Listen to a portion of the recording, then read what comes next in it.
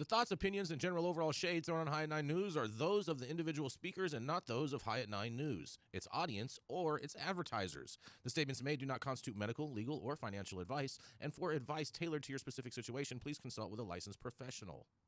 Welcome to the High at 9 News Hour, where you will hear from cannabis industry experts and professionals from around the country talk about important topics while shining light on global issues and discussing cannabis as it relates to politics, regulation and reform, data and technology, science, research and medicine, family and parenting, art, celebrities and entertainment, fitness, sports, mental health and wellness, and plant-based medicines and entheogenics.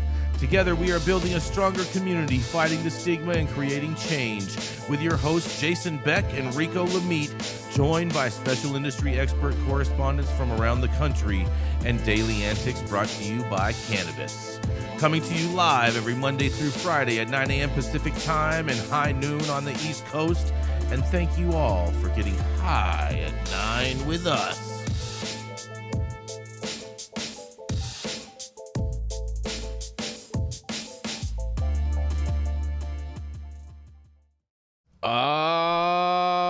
Yeah. Good morning, everybody. That's right. It is Monday, July 1st, and today is National Gingersnap Day, Rico. Ginger snapping. Yes. National Creative Ice Cream Flavors Day. National U.S. Postage Stamp Day. And also, of course, you can't go without acknowledging the National U.S. Postal Service Worker Day.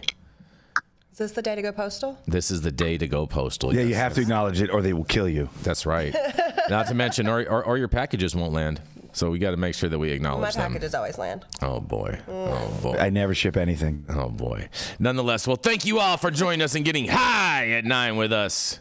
We're live every Monday through Friday on YouTube, Rumble, Twitch, Twitter, Instagram, Facebook, and on our very own website at www.highat9news.com. Thank you all for joining us. Man, you guys, Monday, July 1st, and we have the dope dad himself, Mr. Rico Lamitte, stepping up first today. He's here on time and apparently has a bad hair day whenever he wears his cap on back. I never have a bad hair day, Jason. Never, ever. Bad hair days from Rico Lamitte, the dope dad himself. That's right. Never catch me in a bad hair days. But something that can give you a bad day is the IRS. And according to a press release on Friday, the Internal Revenue Service clarified that its much bemoaned Section 280 policy still applies for plant-touching cannabis businesses as the federal government moves through the process of potentially moving cannabis from Schedule 1 to Schedule 3 of the Controlled Substances Act. The release said, until a final federal rule is published, the Internal Revenue Service today reminded taxpayers that marijuana remains a Schedule 1 controlled substance and is subject to the limitations of the Internal Revenue Code.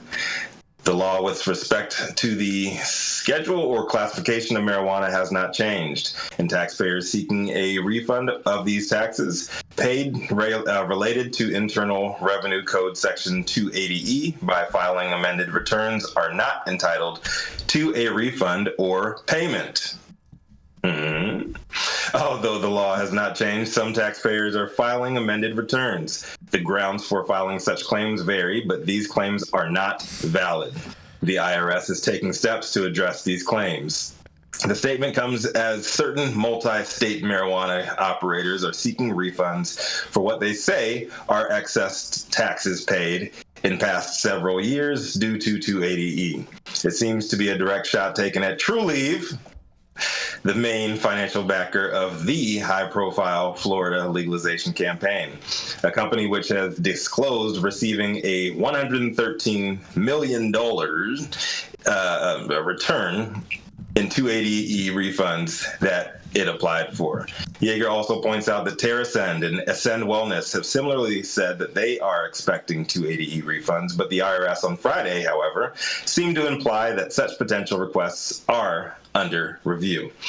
The article continues by saying that, as IRS noted, The recommendation from the Justice Department to reclassify marijuana has not yet been finalized. There's an ongoing public comment period, and it is possible that the proposed policy change will be subject to an administrative hearing and review. The statement continued as following. The Section 280E disallows all deductions or credits for any amount paid or incurred in carrying on any trade or business that consists of illegally trafficking in a Schedule 1 or 2 controlled substance within the meaning of Federal Controlled Substance Act. This applies to businesses that sell marijuana even if they operate in states that have legalized the sale of marijuana. Section 280E does not, however, prohibit a participant in the marijuana industry from reducing its gross receipts by its properly calculated cost of goods sold to determine its gross income. While DOJ has formally recommended rescheduling marijuana until final rule is published, marijuana remains Schedule 1 controlled substance and is subject to limitations of IRS Code Section 280E. Although multiple states have taken steps to provide state-level tax relief to marijuana businesses that are subject to 280E statute, the federal law has not yet changed, and nobody really knows what the proposed rescheduling rule will actually take effect or what it in full will do to these requests. Yeager concluded the article by noting that the Justice Department, for its part, has said it is particularly interested in receiving public comments on the quote-unquote unique economic impacts of its marijuana rescheduling proposal, given that state-level legalization has created a multi-billion-dollar industry that stands to benefit from possible federal tax relief under the reform. Well, I am no tax expert, but I do think that a good rule of thumb in this particular arena would be to pay your damn taxes as you have been until the IRS says otherwise. Yes, Trulieve made big waves by publicly announcing that it would be getting $113 million back with TurboTax. However, Trulieve also had $41 million to burn funding the Florida ballot initiative. Trulieve also got an already minuscule $35,000 OSHA fine for the death of Lorna McMurray reduced to $10,000 before dipping out on Massachusetts' entire state market, leaving the town of Holyoke to pick up the pieces on its own. Trulieve ain't like us.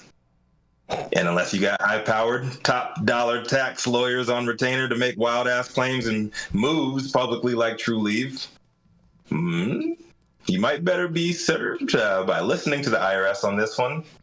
That's just me, my thoughts. I'm Rico Lamitte, the dopest dad on the street for High 9 News. What do you think, man? IRS talking shit? Man, you know what, Rico? I don't understand why the IRS is even making this announcement. It's pretty well known. I mean, everyone in the industry that files taxes is aware of this. I don't understand why they felt the need to send out this friendly reminder that we're getting stiffed by the government all the time. Well, the same reason they had to put out this announcement, the same reason people think they can do whatever the fuck Donald Trump says he can do. People hear Trulieve saying that they're getting all their money back. Y'all need to do the same thing. Like, even if they didn't say that verbatim, that's how people move in America.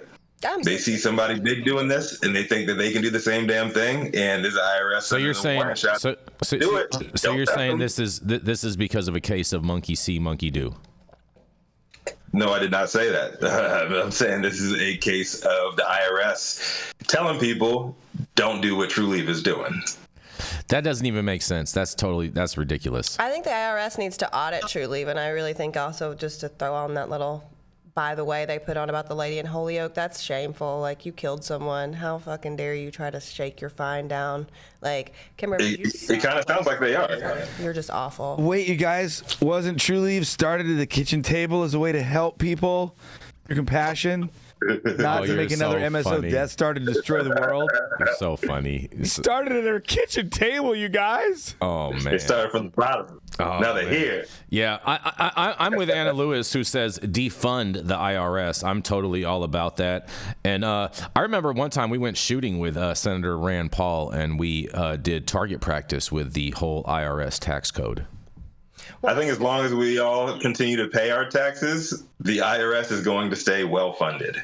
That's a fair point, and we do want to send a big shout out to the Suitor of Music with a big old super chat saying that Gretchen is our only Gingersnap. That's right. Shout out to Gretchen. Yeah, that's cute. I'd also like Real to cute. say, I think the people at the IRS are very hardworking, and they are great at doing their job. And I hope that everybody would just respect them more, and that they always, the other way, if they see the name St. Germain. Yeah, don't Yeah. look at my taxes either. There's nothing there. I'm poor and just I don't have anything for you. Are you saying that because you don't file the taxes because there's nothing there? I'm pretty sure that St. Germain saying that is going to stop the IRS from ever auditing him ever again. I'm in his sure. life. T. Rico, thank you. I mean, I wouldn't. Rico Lamitte's taxes are much more fun to look into. It's spelled Hey. shots fired. Shots I don't need fired. no microphone, no microscope, no nothing. I do not. What about microscopic? Hey, man, anthroposcopic. How about that? Reach around. Let's get that in. Get it in there. You know what I'm saying? Yes. I'm not sure where Nick is getting this from, but he's saying that they're having to pay the family $350,000. I'm not sure where that's coming from. I thought they had to pay the state that. No, they lost a suit to the family, but I think that they were trying to get that settlement amount down, which is freaking disgusting. $350,000 is not the price of a human life. I don't know what the price would be, but like if you kill my kid and you give me $350,000, I'm burning your fucking house down. I'm burning all this shit down. It depends on your last name and who your parents were. That can determine how much. I think it your life is worth. actually depends on your last four tax returns, Rico. You think so? Yeah, last 4 years of your tax returns. Right, a life is like the $350,000. That determines your value. That doesn't even get you like a shitty condo in Los Angeles. So the last presidential term, one presidential term determines your post. Well, see, it's a combination of that, and then you add up your assets, and then you minus the depreciation, and you know what I mean. All right. Sure. So her net worth is probably not high, but like it's her life. You know, that's kind That's of fair. the point I'm making. From whatever your network is your net worth. That part too. You know. Sit down with Kim Rivers. That part too. Got a few things to say. And You say you like to ease on down the Kim River. Mm-hmm. And Anna Lewis also throws out there in the chat. She says we're always audited, so I can say whatever, and I think that's fair. I think that's fair. That's how you know that freedom isn't free, and all of that because they're definitely getting erroneously taxed. But nonetheless, we're gonna roll. What's that, Rico? Freedom costs $1.05. $1.05. I'll let you have that one. Is that the new gas tax, Rico? No, that's If you know, you know. Team America World Police. Mm-hmm. Team America. That's right. We're gonna roll to a commercial. We're gonna be right back. Oh man, that was weird. Hey, you America. Do I look like Sean Connery?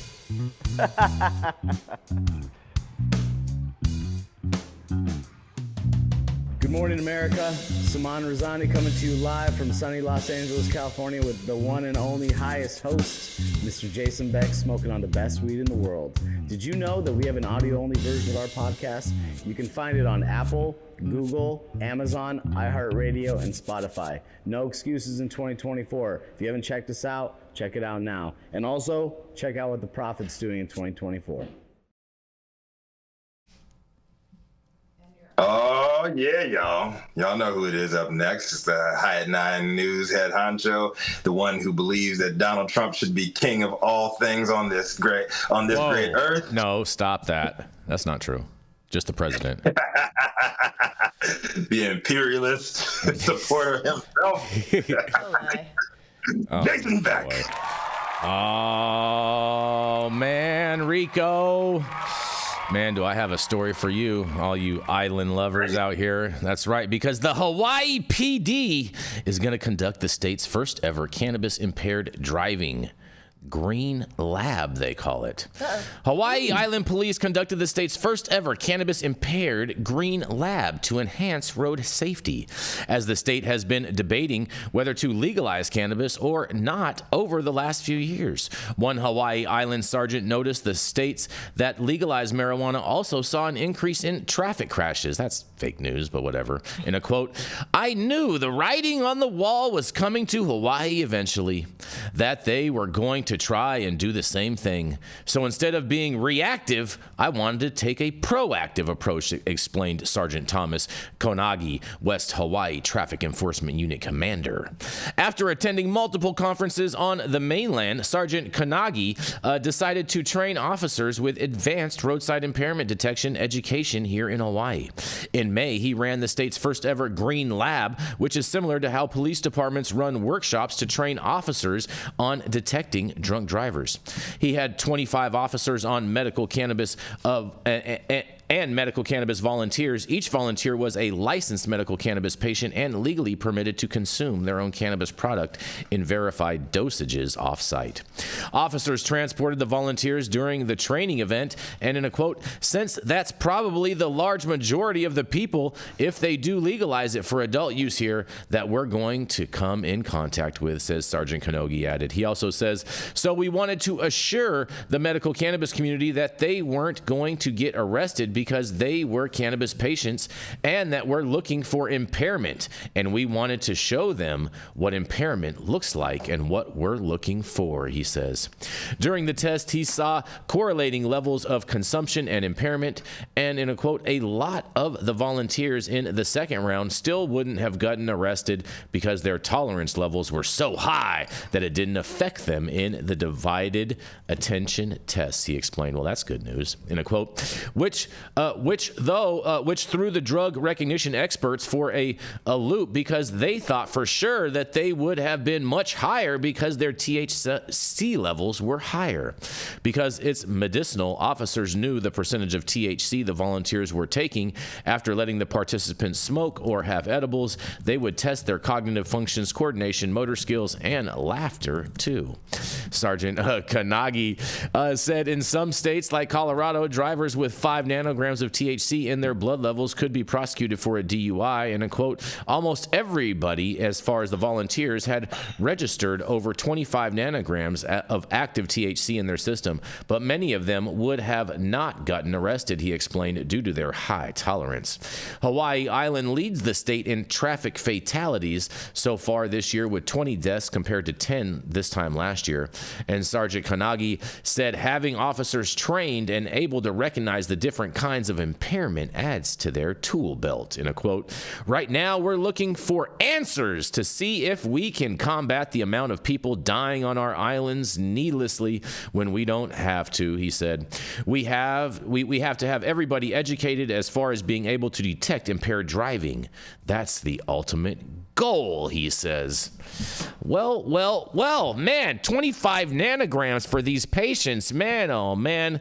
I'm sure that they would be getting charged if they were in Colorado, but nonetheless, we're going to save Colorado for a future story later today. And this is Jason Beck for the High at 9 News Hour. What do y'all have to say about this? I mean, the poor volunteers. Could you imagine going and getting stoned as all fuck and then having to get a ride from police officers so they could study how stoned you are? I wonder how they were transported, if they were transported in like a paddy wagon or if they went and rented like a van from Enterprise or if they were just thrown in the back of patrol cars. Yeah, that's sketchy. That, I would have a full-on panic attack. I try to stay away from police cars. Even if you weren't cuffed up? Even if I wasn't cuffed up. Yeah. Okay. I've been arrested where they cuffed me in the front. She is black. Still a shitty She is black, Jason. When you get cuffed, do you get cuffed in the front or the back? It depends on the officer, and I have little wrists, so I can get my hands out, and they don't like that at all. They do not like that. I know a few females that have done that a few times. They are not a fan. They're like, No. We could charge you again. I'm like, okay, are you going to? Yeah. Jason, you know a few females that have escaped your Oh, I see what you did there, Rico. That's cute. Yeah, he came back and she was gone. Mm-hmm. It's cute. I've always thought that they should have a CHP officer come up at the end of one of our days of judging after we smoked weed for 10 hours and then run us all through an obstacle course with our cars and see that, like, you can drive fine. You know, it doesn't say that any of these drug recognition experts looked to see if their tongues were green after they smoked. All they gotta do, man, is just let them play a little Mario Kart, challenge them to Mario Kart on the Nintendo that would be Switch. good. That would be good. That would be good. You got to give them though the actual steering. You got to give them the actual steering console though, the steering wheel and the gas pedals and shit, Rico. If you want to actually get some accurate evidence of Mario just get like Karts. simulator out there. Yeah. Dude, I'd rather my tax dollars go to that than this bullshit. So you're all about buying PlayStations for all the departments, huh? I'd rather fund PlayStations than these tanks and shit that the cops have. Well, it's a good thing you don't pay taxes in Hawaii. Yeah. Fair enough. Any other thoughts on this, Mathieu St? I've been to Hawaii within the last year, so I have funded this bullshit. I mean, I did the road to Hana in like 45 minutes, so I'm pretty versed in the streets of Hawaii. I spoke in Hawaii in February, and it's much of the same. I met with their House representative as well as the senators that are pushing forward their cannabis legalization efforts, and I think that with speaking with some of the local Hawaiian people, it's more the same. They're very frustrated, and it's a lot of bullshit. Mm-hmm. That is fair. You do so much and talk to so many people in Hawaii. You know what I'm saying? It's what I do. It's called advocacy and lobbying. Yeah. You're just a regular lobbyist. I dig it. Mm-hmm. All right. Aloha. Fair enough. We're gonna keep this train rolling over here today. We are gonna roll right into the Count himself, Mr. Mathieu St. Germain. He is the immortal wizard from Transylvania who loves to wreak havoc across the world. That's right. It is none other than the Count himself, Mr. Mathieu St. Germain. Got a great haircut. Thanks, Jason. Yes. Jenny Rico. Happy Monday, everybody. Great to see you. Yes, I do have a brand new haircut. It looks good, bro. It does. Thank you, sir. I've got a pretty nicely shaped head. Did you put some baby oil on there? No, argan oil though. All right. We can catch up about my my beauty care regimen after the show, Jay. We'll actually put that out on our Discord. You too can look like me. I'm only 6,000 years old and look just under 50. See what I'm saying? I've got a really cool story that. White, stay tight. My story kind of goes. This is like a delta 8 of psychedelics, and I think it's really important because I'm starting to see these products everywhere. This is a real big heads up. FDA is saying that there are severe illnesses being reported from what they call psychedelic cannabis. It's been seen in over 20 states. Ongoing U.S. FDA testing of a microdose psychedelic candy, mainly chocolate, some gummies, linked to dozens of illnesses across 20 states, has identified several of the product's compounds as possible causes of the symptoms. While none of the listed chemicals conclusively solve the medical mystery, results reflect the poor state of regulation of a market responding to a rapidly growing interest in psychedelics for health and recreation. Earlier this month, the FDA, in collaboration with America's Poison Centers, announced its investigation of 8 reported illnesses linked with the consumption of almond shroom and microdosing chocolate bars. As of this week, the number stands at 39, with symptoms ranging from abnormal heart rates, hypotension, nausea, and vomiting, to seizures, confusion, even loss of consciousness, and a couple people having to be intubated. 23 of the cases, health concerns were serious enough to warrant hospitalization. Numerous state authorities have issued statements urging retailers to refrain from selling or distributing diamond shrooms products, and residents who have any in their possession hold on to them until the FDA provides instructions on the return, responsible disposal, or just throw them away. As people in multiple states have become ill with a variety of severe symptoms after eating these products, we are advising Granite Staters to avoid consuming them, Hampshire Division of Public Health Services Director Ian Watt said. In spite of companies like Diamond Shrooms marketing their edible products as microdosing candies, none of the claimed active psychedelic agents or indeed other ingredients are provided to the It's really worrisome. It's taken an FDA analysis of 2 individual samples to reveal Diamond Shroom's birthday cake chocolate bar contains the compound 4-acetoxy N,N-dimethyltryptamine, also known as 4-ACO-DMT, or O-acetylsilicin or psilocybin. Other dark chocolate bar contained mainly psilocybin, along with botanical kava, methoxyanganin, dihydrocavane, and cavane, which are all derivatives of the kava plant. They're all similar products. It's impossible to say without further testing. Psilocybin is a semi-synthetic compound that, like the magic mushroom chemical psilocybin, is a prodrug of the psychoactive chemical psilocin. However, it activates completely different serotonergic pathways. Nobody knows what the LD50 is, which is how much can kill you. and there's a lot of at least anecdotal evidence of this chemical being somewhat dangerous and linked to some of these symptoms. Furthermore, ingestion of kava can cause numbness on the mouth and skin, loss of coordination, dizziness, and sedation, DC report says. Also, ingestion of kava with other substances such as benzodiazepines or alcohol can worsen sedation, lead to hospitalization, also cause nausea and vomiting.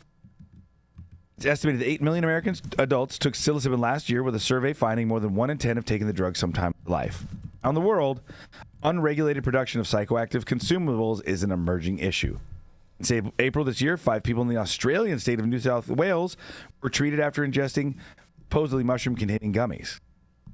We need to ensure that the public understands the difference between these products and registered medicines prescribed by a health professional, not only in terms of their efficacy, their risks or harms. I think this is really important, and this is the same thing as the spice debate and the bath salts debate and the Delta-8 debate.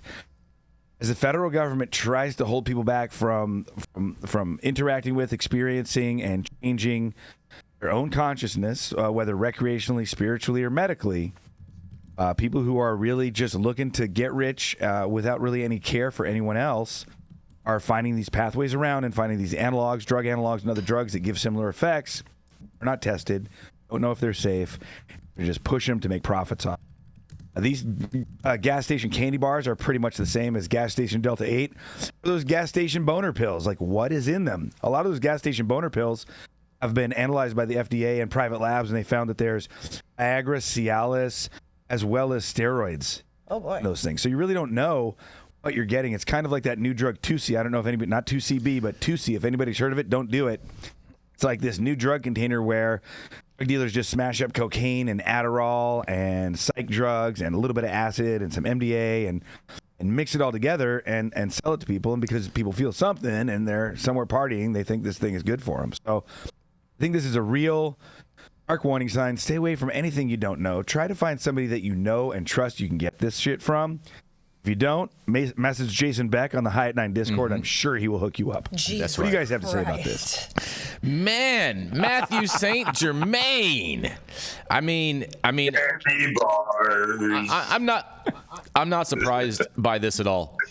If you look at the amount of different brands that are out there producing psychedelic candies, whether that be a gummy, chocolate bar, whatever, I mean, that market has exploded with brands. And not to mention, there's tons of counterfeits out there of actual brands that are doing it too. So, I mean, psychedelics to me is just basically cannabis 2.0.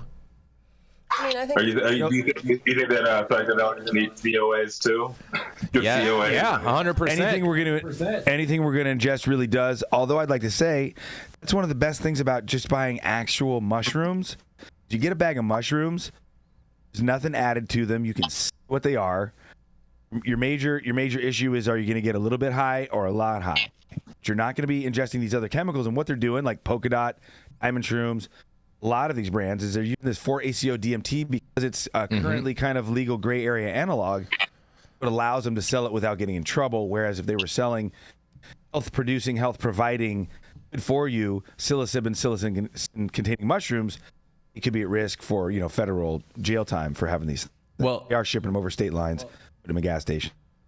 Well, I mean, Matthew, I know a number of companies that do include DMT in their mushroom chocolate bars or in their gummies and whatnot. And don't you think that just gives those mushroom chocolate bars a better user experience, when that's included? You can't. DMT is not orally active, Jason. There's a chemical called monoamine oxidase that our gut produces, and it breaks down a lot of toxins that we probably encountered when we were just randomly shoving stuff in our mouth to stay alive out in the wilderness. But that monoamine oxidase breaks down DMT. That's why you have to smoke it and or inject it, or have these either ayahuasca or what they call pharmahuasca, which ayahuasca is 2 plants. One plant is the copy vine, and that is a monoamine oxidase inhibitor. That means is the monoamine, the copy vine keeps your body from making the MAO, so the DMT can be orally active. Can you say that word again? Chemicals. Monoamine oxidase. No, the C word. Copy. No, that's not it. concubine or something. What was it? The copy vine, yeah. Copy vine, not to be confused with a concubine, right? Jesus. No, you fucker. It's Banisteriopsis copy. But what I want to get to, my point is, if somebody's putting DMT in a chocolate bar and then putting an MAO inhibitor, MAO inhibitors can be very dangerous. Can interact with normal foodstuffs to create things that are poisonous for us, and they can have really harsh reactions with pharmaceutical drugs for all types of different purposes. So be incredibly dangerous for somebody to put an MAO inhibitor in a chocolate bar and sell that in an unlabeled manner. They could really hurt, harm, or even kill people. But there's tons of people that are doing it. Well, they're probably using. So that's what I'm saying is they're probably using this 4-ACO DMT, right? But it does have dimethyltryptamine, and this 4-ACO group on the front of it allows it to be uptaken by your body, and the body slowly changes it into psilocin. But it creates a bunch of other chemicals through that process. We don't really know what they do or what effect on your consciousness or health those chemicals have. It's just one of those things where you're taking untested research chemicals primarily from China and horfing them down. It's just a dangerous way to go about it. I have a serious question, Mathieu St. Germain. Oh, it better be serious. It's really serious. Right. So you're saying that a bunch of people are getting sick from eating these mushroom chocolates. Is it possible? Because when you just eat mushrooms, a lot of people they throw up because the psilocybin is a toxin and it's your body's natural reaction to try to throw that up. Do you think that these people actually aren't really getting sick? They're just throwing up the psilocybin, but then they're claiming that they're getting sick? There's not psilocybin in it. No, psilocin, both of those are not toxins in any way, shape, or form. The reason for the negative reaction in the stomach is that the mushroom fruit body of the cubensis mushroom contains a chemical called chitin. Chitin is the same chemical in your fingernails, and it's the same chemical that seashells are made of. Interesting. That is an undigestible and abrasive chemical in your belly. And if you make an extract using alcohol and or using because psilocybin and psilocin are both water soluble, you can make a hot water tea as well, and then you get active ingredients without the chitin. Psilocybin and psilocin, neither of those are in any way toxic. It is not your body reacting to those in any way, shape, or form. It's that chitin. It's the thing that actually makes up the structure of the fruit body that your tummy doesn't love. Interesting. Yeah, interesting. Bubble guts from mushrooms. They're not fun, but I think this is a good rule of thumb. If it came from a gas station or a smoke shop, you probably don't want to take it to get high. Don't do it. I think that's good, solid advice. Yes. And on that, we're going to keep this train rolling. We're going to roll right into a commercial, and we're going to be right back. The Control Tower from Highly Educated has perfected the dab. Utilizing the concept of thin film evaporation, you can waste none of it and taste all of it.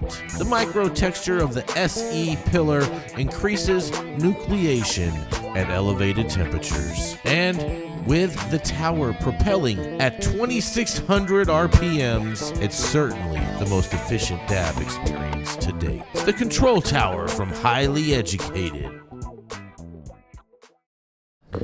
All right, stop whatever you're doing. Make sure you hit that like button. I know you'll appreciate it. We appreciate it, and YouTube will appreciate it. Also, make sure you subscribe to the channel if you're not subscribed already. And all of the articles that we cover on today's show, you can read directly up on our website at www.highat9news.com. And we do want to thank all of you viewers out there. Big thank you. We hit 725,000 views on the channel last night and want to give you all some love. Thank you all very much. I'm Jason Beck, and this is Smoky Vanilla. And if you want to feel as good as I look, then you need to get a stretch and smoke with Smoky Vanilla. Hi, I'm Smoky Vanilla. I have my bachelor's degree in kinesiology, and I'm a sports massage therapist and stretch coach. I focus mostly on individuals that are in sport with chronic pain or injury. I love to intuitively create and customize a session based on the individual that I'm working with. We'll go over a few postural assessments, work together to create a wellness journey based on the health history, past injuries, or anything still affecting you today. And we'll get you back on your feet right away with less pain.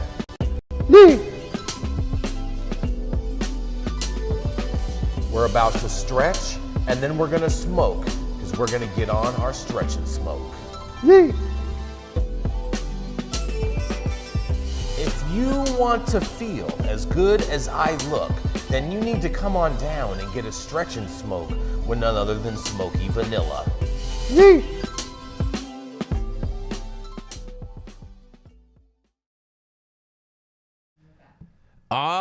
Yes, coming up next, that's right, is Miss Jenny Beth Dills, who loves to cut people with her tongue on top of selling weed, getting your compliance done, and will be quick to tell you everything wrong that you're doing in your cannabis company. That's right, she's the founder of Kind Cannabis. It is none other than Miss Jenny Beth Dills. Somebody's got to tell me. Mm-hmm. You'd rather me tell you than the regulators. That's my job. Is that how that works? That's the point. Yeah, I want to keep them away from your facilities. Okay. Yeah. All right. Mm-hmm. You know. So we're going to talk about some social equity stuff today because, love that for me. Oh, Minnesota. Early mover advantage. How Minnesota's new social equity rules for cannabis businesses are playing out so far. Jessica Jackson looked out over a crowd of could-be recreational cannabis entrepreneurs gathered at Sabanthony Community Center in Minneapolis and asked for a show of hands. How many have experience running a business? How many have been in the low-potency hemp industry but are hoping to move into legal cannabis? Each time, a quarter to a third of those who nearly filled the center's auditorium raised their hands. One query, though, also elicited some nervous laughter. How many have been involved in the legacy market? Legalization speech for the illegal sale of marijuana. All right, it's the black market. Legacy is, we'll get back to that. A few dozen raised their hands, while others might have been unwilling to self-identify as participants in the gray market.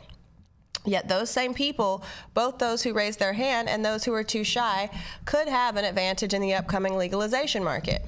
Of the 7 categories that define social equity applicant in the new law, a status that provides benefits including pre-approval of licenses and even early cultivation of cannabis this fall, 4 involve past illegal sales or possession. For example, someone convicted of illegal sales or possession before the new recreational cannabis law was passed can be a social equity applicant. The same is true for someone with a parent, a spouse, or a child who had such a conviction.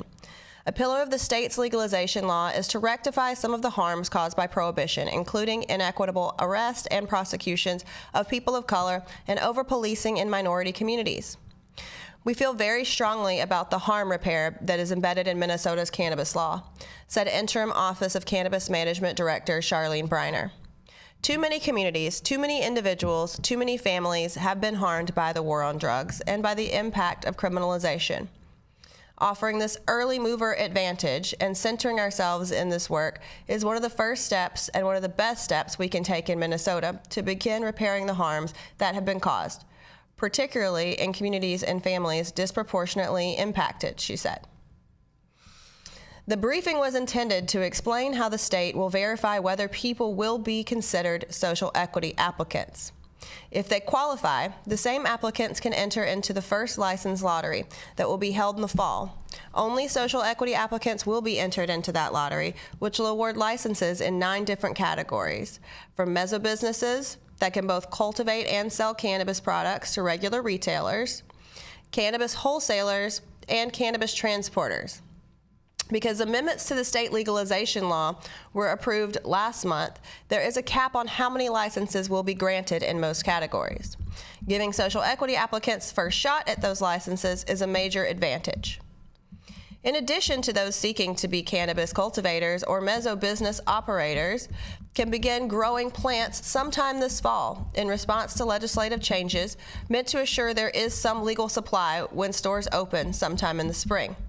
All other growers will have to wait until the OCM completes the rulemaking process next year. I can't imagine how that could go poorly. How will they know if they qualify? The OCM on Monday turned on a web page that allows applicants to fill out forms and provide documents to have their status verified. Applicants have until 11:59 p.m. on July 10th to complete the forms. Who is eligible? The list is extensive and complicated. Those convicted of sale or possession prior to May 1st, 2023. Those with a close relative convicted of sale or possession prior to May 1st, 2023. Those with a parent or guardian convicted of sale or possession, military veterans, and current members of the National Guard military veterans who lost honorable status due to a cannabis sale or possession incident. Nick Bradley, go get one. Those who worked in farming for at least 3 years on farms with gross sales of between $5,000 and $100,000. Those who lived for the last 5 years in areas with high cannabis law enforcement, poverty rates of 20% or more, high food stamp usage, and those in areas of high level of vulnerability, according to the U.S. Centers for Disease Control and Prevention. Applicants are only required to meet one of the criteria and gain no advantage for meeting multiple categories. While court records and discharge records can be used to prove the conviction and veteran status, proving the last category is more complicated. The OCM has posted an interactive map where applicants can enter an address and find out if they qualify. Because the state does not require residency for licenses, someone in a qualifying area anywhere in the U.S. can gain social equity applicant status. In addition, convictions for sale and possession in other states does count as long as a record can be submitted. Any violent crimes associated with these charges, however, are disqualifying. There are also some quirks. A woman at the workshop said she spent her entire life in a high-poverty neighborhood, but recently moved. She would not qualify if her current address is not in a high-poverty, high-law enforcement neighborhood, she was told by OCM staff. Similarly, a MinPost search of public housing high-rises found several addresses that would not qualify. There is no advantage provided to disabled people, and cannabis dealers who avoided arrest and conviction would not have the court records to prove their status as a social equity applicant. The May 1st, 2023 date is important because the law says convictions must have occurred before the legalization law passed. In addition, changes were made this year to say anyone convicted of sale or possession after possession and use became legal on August 1st, 2023 are not only not allowed to gain social equity status, but are not allowed to have a cannabis license of any type until 5 years has passed. Verification then allows applicants to apply for pre-approved licenses. That application period begins July 24th and ends at 11:59 p.m. on August 12th. After being selected in the lottery, applicants must undergo a series of other examinations to assure that they have plans and procedures in place to operate their business. There is also a new true party of interest test to make sure that the applicants aren't posing as the business owner on behalf of others who don't qualify as social equity applicants. Applicants must show that at least 65% of the financing is from social equity verified applicants. The fall lottery will distribute the following licenses: micro business, 100 meso businesses, 25 cultivator, 13 manufacturer, 6 retailer, 38 wholesaler, 20 transporter, 20 testing facility, 50 delivery services, 10. Someone who wins a license in the pre-approval lottery has 18 months to use it. The OCM can grant 1 6-month extension if the applicant has made good faith efforts to open. While there will not be an overall cap for micro businesses, small cultivation, and sales businesses, the first round that allows early cultivation for these licenses does have a cap. The 3 licensees who can begin growing cannabis this fall will not be allowed to do anything else until rules are approved next year. That is, they can begin growing, but they can't sell to customers or begin manufacturing cannabis products. People who entered the social equity license lottery, but who were not selected, can be entered in the next lottery, likely early next year, that will be open to all applicants. I can see a ton of problems happening with this. I do appreciate they're trying to put some protections in to ensure that the applicants are the ones actually owning these businesses. But my God, if I could start growing in the fall and I can't sell it to anyone until the spring at best, there's going to be a lot of really highly degraded cannabis going out in Minnesota's first round. And we'll just see. I'm Jenny Dills for High at 9 News. Oh, man. This sounds like this is going to be a whole shit show all the way around. And what am I correct? Did I hear this correctly? That if you caught a charge recently or whatnot, then you are ineligible from being able to apply? Yeah, for 5 years. So that's the whole thing. And actually, you know what? I'm not the most mad at that. I actually appreciate giving preference to the people who did this before it was safe, before it was cool, before it was whatever. Because, I kind of eye roll at people who are like, yeah, I'm a trapper. Okay, only since it became a misdemeanor, dog. Tell me how brave you are again, big boy. It's kind of, I'm old school. I like to see the people who actually took the risk reap the rewards. They should have just said since prior to the millennium if they were going to put some 5-year cap on there. That's true. They should have just started. They should have just said that you have to have been convicted of a crime from prior in the last millennium. That would have, in the last century, that would have made more sense than this 5 years. I mean, I don't know. I think you still could have probably gotten some pretty decent trouble in some places in the last 5 years. You know, in Minnesota.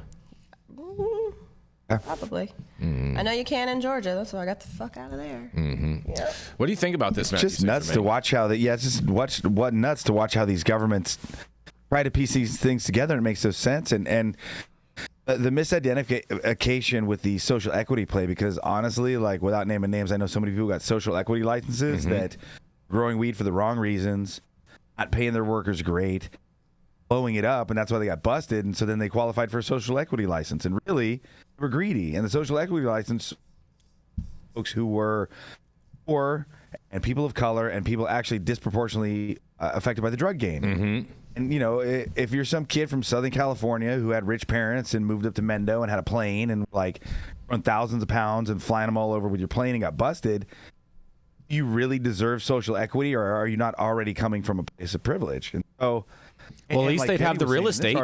They'd probably have the real estate covered, though. As Jenny was saying in this article, who were smart enough and or not greedy or some combination lucky thereof to not get busted get nothing. Mm-hmm. Right. And I just think that, like, how is that really providing social equity in a coherent, logical form?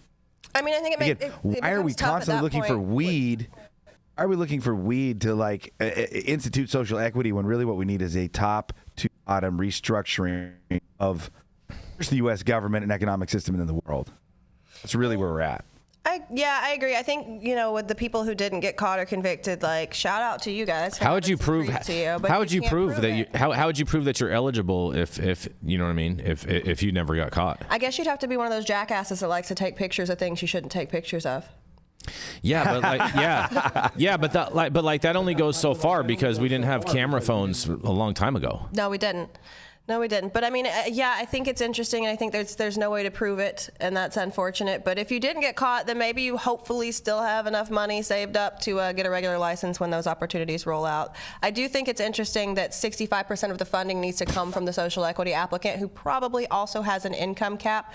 I think they probably are going to have to tweak that a little bit, or make other applicants start to incubate these equity cannabis companies, which I think Oakland's done a nice job of that. I think that I would like to see more jurisdictions and more states say that, all right, if you want to play in this game, you need to make sure that the equity applicants can play as well. So you have to incubate 1, 2, 3, whatever you have to do. 1, 2, 3, 4, 5.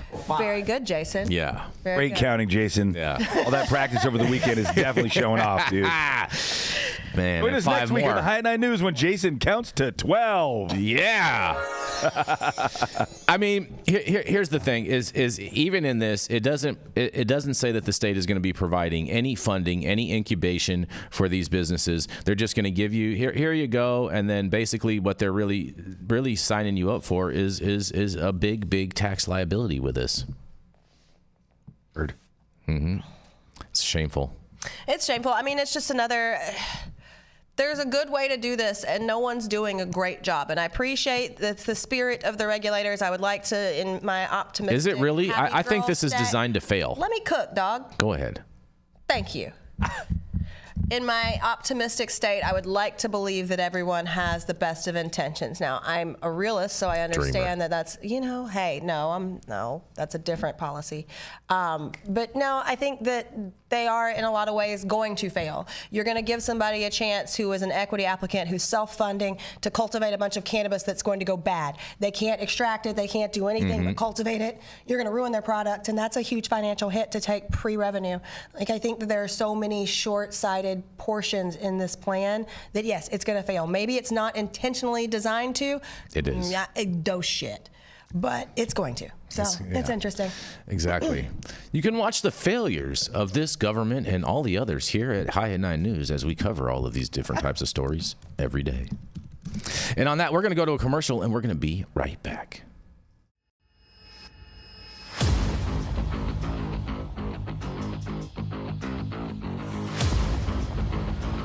Get ready for the 2X Monster Truck Live Tour, coming to San Bernardino NOS Orange Event Show Speedway on June 22nd, and in Northern California at Watsonville at the Ocean Speedway on June 29th. Make sure you head over to www.number2extremeracingseries.com for all of the tickets for this family fun event.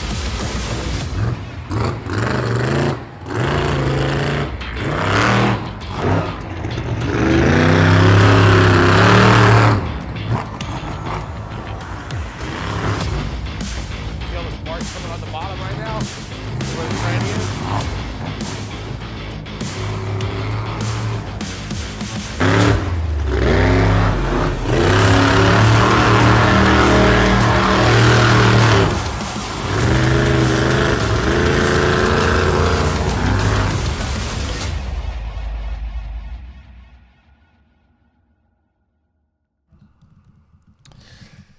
All right, you guys, and we are back. And man, you know, I love to give Colorado shit. And so, as promised, here is my next story in regards with Colorado, you guys, because potentially contaminated marijuana is recalled in Colorado and a health advisory has been issued. That's right. A health and safety advisory was issued Friday for certain batches of marijuana sold at 6 dispensaries in Colorado. The advisory issued by the Colorado Department of Revenue and the Colorado Department of Public Health and Environment says the batches that were tested had levels of yeast and mold that exceeded acceptable limits. Marijuana that exceeds established limits is considered a threat to public health and safety, the advisory reads.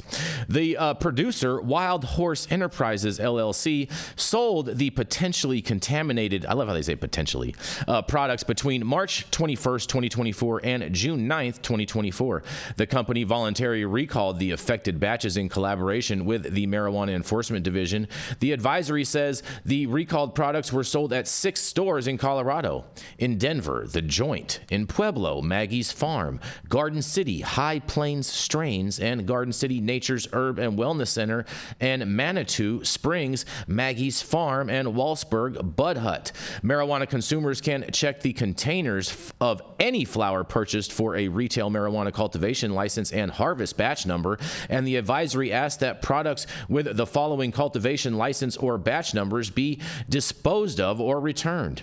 Retail marijuana cultivation license number 403R0169 and harvest batch number, we are going to post it down below. The advisory also says anyone who experiences adverse health effects after consuming the affected marijuana should seek immediate medical attention and report it to the Marijuana Enforcement Division. What do you, Jesus, why are they going to report that to the Marijuana Health Division? That is just kind of crazy to me. I'd be trying to take this thing back to the store and get a refund, but I can't wait to hear what you guys have to say about this.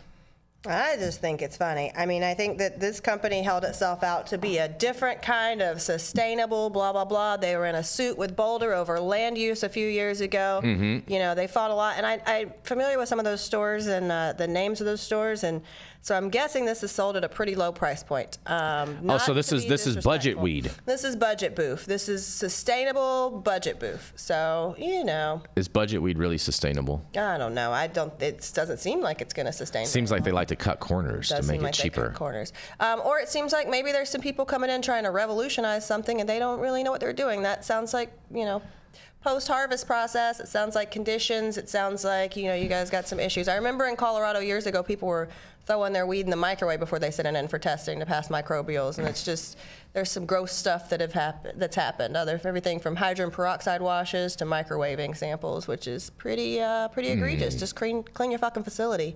Get your conditions correct. It's IPEM. The environmental portion is key in cultivating good and clean cannabis. I mean, what's to show you? Grow weed in your backyard, buy weed from friends, stay away from all these toxic fucking chemicals. Fair enough. And I have a question. What's so bad about smoking yeast, Jenny? Smoking yeast? Yeah, because it said it had high levels of mold and yeast. Mold and yeast, yeah. I mean, Jason, aren't we about to do a yeast cleanse? What about the Yeasty Boys? The Yeasty Boys? Those are some great fucking bagels, man. There's some great bagels. best in town. Fair enough. Yeah. I mean, I don't know why anyone would buy Colorado weed in the first place, so I don't even... Listen, there are some great Colorado cultivators. Like, there really are. And there are some people who...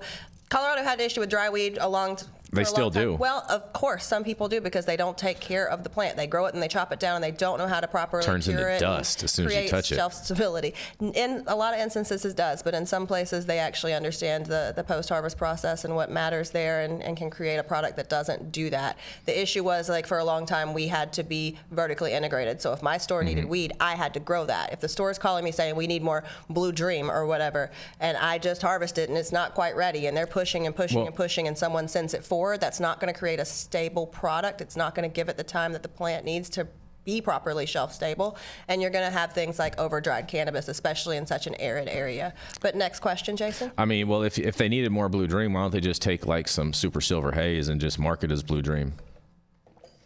We were a largely medical market, and our patients, a lot of them were buying that deli-style model, so they actually knew what the fuck they were smoking. Yeah, but when you smoke weed that is just so dry, I mean, there's not really much taste there, so they're not going to know the difference. No. Listen, I try to be honest. I also don't put dry weed on the shelf, but that's just me. Any thoughts on this, Mathieu St. Germain? It's just a lot more you have to do in Tahoe and Colorado to keep your weed good. I mean, it's the same thing like when I'm on vacation in Maui for the opposite reason. I would always take all my weed and bring some jars and seal up all my weed separate and have like per day or per week packs that I could put into jars, because there you leave it out and within an hour it's so gooey gummy you can't roll a joint with it. Colorado, like you're saying, you leave your weed out for an hour and it's just going to break apart to pieces. It's going to self-disintegrate. Would be you need to run your dispensary sales floor with much higher humidity, almost run it like a dry room, like a salon. Back of that, otherwise, especially with the deli style where you're pulling canisters tops off all the time, you are going to just dry out all your stuff. Very, very true. Most people don't seem to understand that like cannabis is an organic product that's always in process. It's never a piece of plastic sitting on a shelf with a 1,000,000-year shelf life. Like, it's always acceptable to whatever environmental factors are going on, and a lot of people, especially at the dispensary level, don't understand. Yeah, right. That's very true. A lot of dispensary operators have no clue of best practices to preserve cannabis in the state that it's in. Same thing in Vegas, bro. You go into Vegas and in the summertime, the dispensary has the AC on, but that means it's 85 degrees and 0% humidity. And at the same time, too, having air conditioner on that long can dry out the flower as well. An air conditioner is like a dehumidifier plus cooling. Yeah. At least it's cool, and you're not smoking hot weed or hot hemp. Or your own weed, buy your weed from friends. Yeah, I'm not mad at that. Not mad at that. All right, you guys. Our final story of the day, and I got some good news for you guys. All right, Mathieu St. Germain, you're gonna love this. Okay. Because applications are now open for Kentucky cannabis business license, you guys. That's right. Kentuckians can now begin applying for a cannabis business license, and medical providers can apply to Kentucky's Board of Medical Licensure and Board of Nursing for permission to write cannabis prescriptions. This is thanks to a bipartisan House Bill 829 that became law during this year's legislative session and moved up the medical cannabis timeline from January 2025 to July 1st, 2024. In 2023, the legislature legalized medical marijuana for Kentuckians suffering from chronic illnesses, patients who qualify with a history of post-traumatic stress disorder, cancer, or other approved medical conditions. But it still won't be able to apply for cannabis cards until January 1st. Applications will remain open until August 31st, and there are a limited number of licenses that the state will distribute to cultivators and dispensaries, and winners will be chosen in a lottery system. Kentucky will award 48 licenses to dispensaries in 11 regions across the state, 10 to processors, and 16 to cultivators. Lottery winners are expected to be announced in October, and Governor Andy Beshears previously said filing the applications via lottery, Bashir said in April, is a way to keep the process more equitable. In a quote, it creates a more fair process, he said, not one where people bid against each other and only then the big companies can be a part of it. Applicants will be required to pay an application fee and provide documentation, including business history, operating plans, and financial information. In a quote, the program is focused on ensuring cannabis businesses licensing is fair, transparent, and customer service orientated, Sam Flynn, executive director of the Kentucky Office of Medical Cannabis, said in a statement.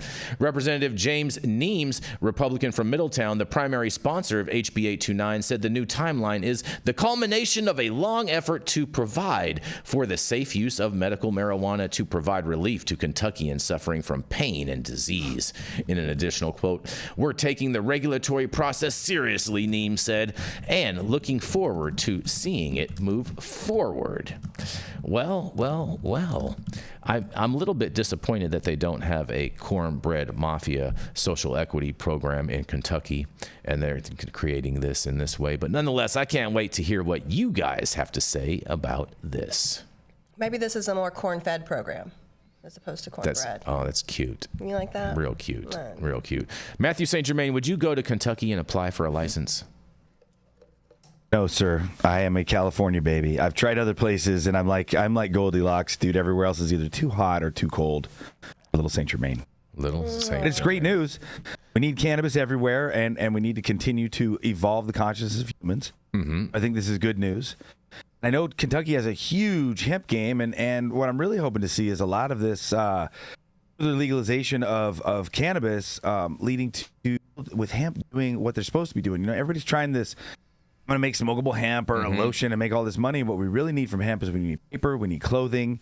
Yeah. We need infrastructure, hemp oil-based products like waterproofing, building safe materials. waterproofing, safe paints, and building materials like we've said on the news. The Department of Housing has okayed hempcrete and hemp fiberboard for building. And I'd like to see farmers making a sustainable living, U.S. agri and industrial business making a living and supporting factory and other workers that are making good money and having benefits by creating hemp products that are actually making our country less toxic and more healthy and safer.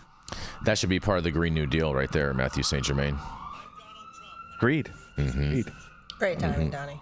We need to move swiftly and effectively into an evolutionary higher future, or the earth is going to kick our ass.